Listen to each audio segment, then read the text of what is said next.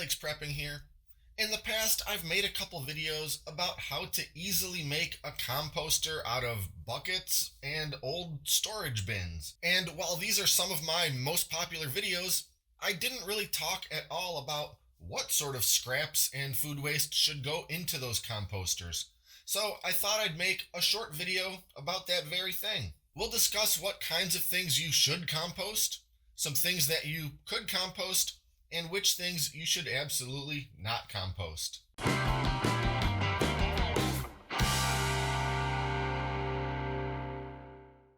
First, let's talk about the best things to make a good nitrogen-rich compost. First and foremost, fruits and vegetables. Basically any vegetables or fruit or herbs that are going bad, rotted, moldy, soft, oozing, doesn't matter. Then of course, the peels from vegetables. Potatoes, carrots, cucumbers, the onion, skin, basically any and all vegetable peels.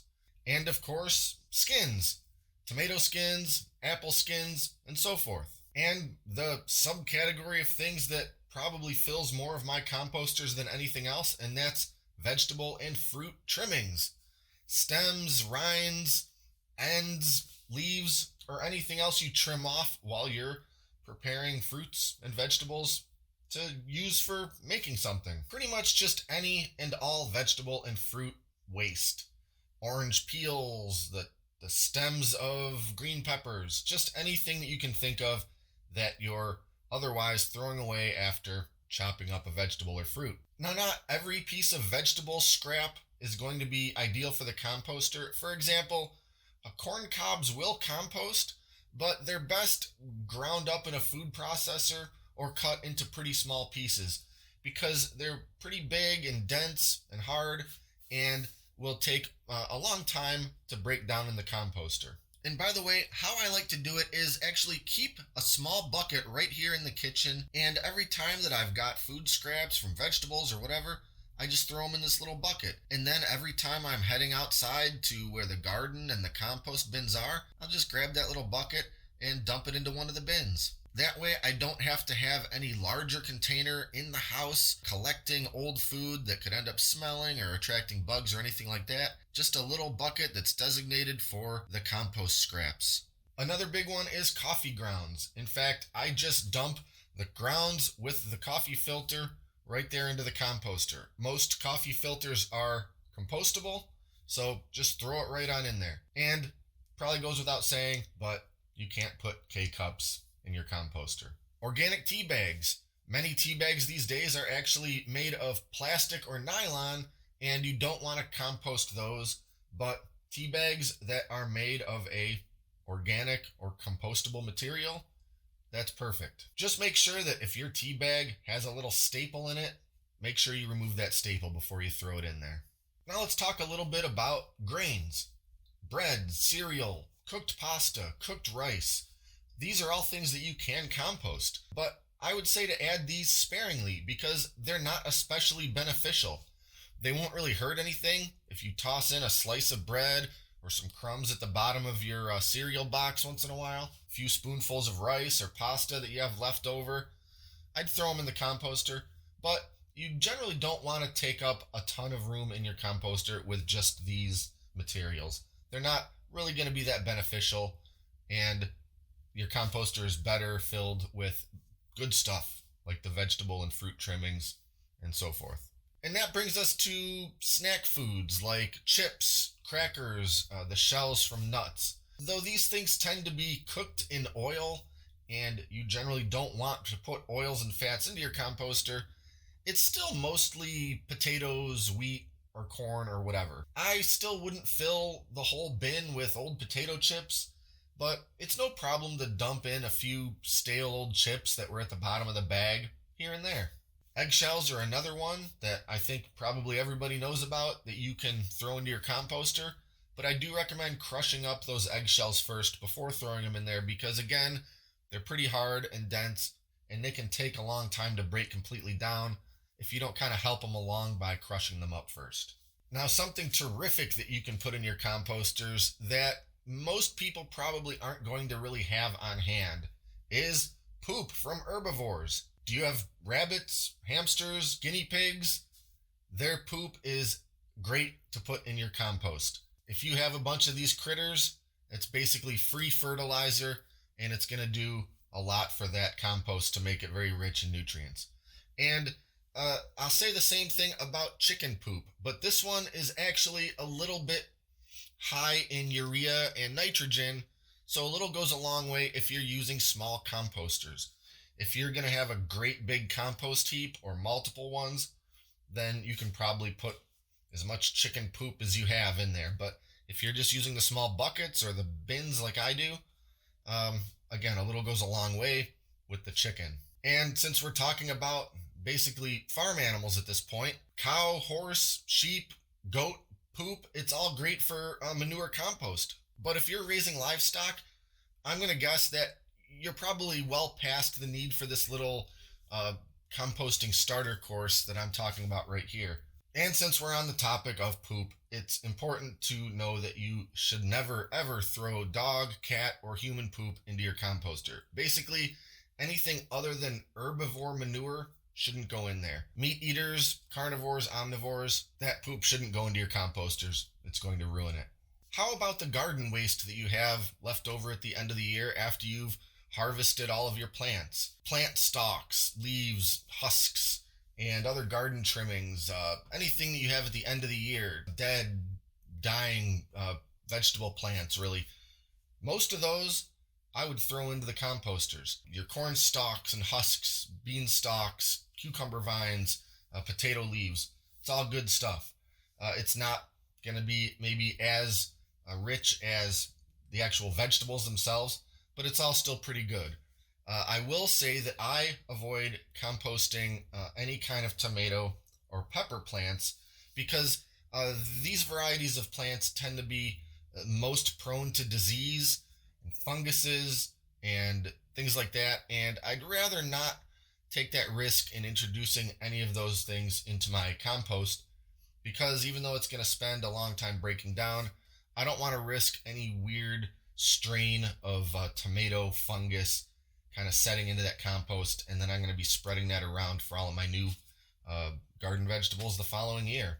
Another great thing you can put in your composter is wood ash. Throw in the ashes from your fireplace or bonfire, but don't use ash from a charcoal grill. Wood ash is fine. Coal ash is not. Now let's talk about a couple of things that you should avoid so you don't end up with stuff sprouting in your compost. Basically, I'm talking about seeds. I would try to avoid anything that is basically a bunch of seeds unless they're cooked, such as sunflower or pumpkin seeds. But cleaning the seeds out of a green pepper, I wouldn't throw that into my composter. And the same goes for uncooked potatoes. All a potato really needs to turn into a potato plant is moisture and dark. That's pretty much what a composter is. So if I have old potatoes to get rid of, I'll definitely compost them. But I recommend that you first microwave them, boil them, or bake them for a few minutes, or just cut them up into very small pieces. Use a knife, run them through the food processor, whatever you want. But you don't want potatoes sprouting in your compost. Not only that, but a raw whole potato actually takes quite a while to break completely down. So you got old potatoes, mash them up or cook them or chop them or something before you throw them in there. Now how about ordinary yard waste? You can put grass clippings and dead leaves and weeds and other yard waste into your composter, but I would really do so sparingly. These usually don't really hurt anything, but they don't help that much either. I generally don't put any of these things into my compost. If you do, I'd make sure that it doesn't really take up more than, say, 1/3 of your compost bin's contents. They still add a little nitrogen to your compost, but they're usually not as beneficial as the other stuff I've listed. And since my compost bins are pretty small, I don't really want to fill them up with junk if I can avoid it. Additionally, I never quite know if the weeds in question have gone to seed yet, or if they may be some invasive species. For me, it's just not really worth thinking about, so I skip this whole category of stuff altogether, with one exception. When I start a brand new compost bin or bucket, I like to start off with a layer of crumbled, dry leaves at the very bottom. They just make for a good base layer on which to start piling the good stuff. Now, here's some stuff that you can compost, but it isn't really helping. Some people will throw shredded old newspapers, cardboard boxes, paper towels, paper grocery bags, and other paper products like that into their composter. And while this will increase your amount of compost, they don't really do much in the way of nitrogen or nutrients.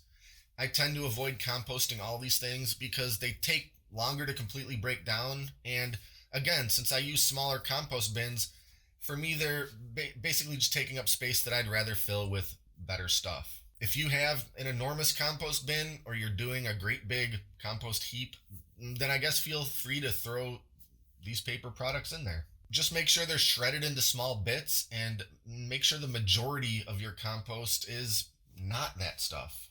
Now for some stuff that you should never compost: proteins and most fats, meat, bones, animal parts, lard, grease, dairy products, milk, cheese, butter, anything else like that, old creamer, cooking oils or shortenings, condiments that are oil based or milk based, which is probably half of the condiments. Ketchup, that's okay. Mayonnaise, not okay. Not only do these fats and proteins not contribute to a quality compost, they'll actually hurt it. Aside from messing with your compost's chemical composition, you're going to end up with maggots, rats, other pests, not to mention that your compost will just stink like rotting death. These materials are organic, but they're not considered compostable. Once you start consciously paying attention to your food waste, you'll realize pretty quick how much compostable stuff you actually accumulate in a week's time. I can fill up one of my 5-gallon bucket compost bins in just a couple weeks just from fruit and vegetable trimmings, coffee grounds, eggshells, and other miscellaneous food waste that I go through in an average week. And like I've mentioned before, I fill these buckets up from the beginning of spring to the end of fall. And I'll end up with a whole bunch of absolutely top quality compost that I'll use when I plant my vegetables the following spring. I don't stir the buckets, I don't shake them, I don't tumble them. I just let them sit for months, and that's all I need to do. If you're into organic gardening or you want to start, you really have to get on the compost bandwagon. It's basically free, nutrient-rich organic fertilizer. And if you want to see more about how I use 5-gallon buckets and old storage totes to make the most amazing compost bins in about the most simple way possible, check out my DIY bucket composter video and my DIY storage bin compost video, both of which I'll include the links for in the description below. I'll also put a link in the description to a web page where you can easily read all of the things that I've mentioned in this video that you can and can't compost. Be sure to like and subscribe and stay up to date with all our latest stuff, including future compost and gardening videos. Thanks for watching, and until next time, this is Great Lakes Prepping.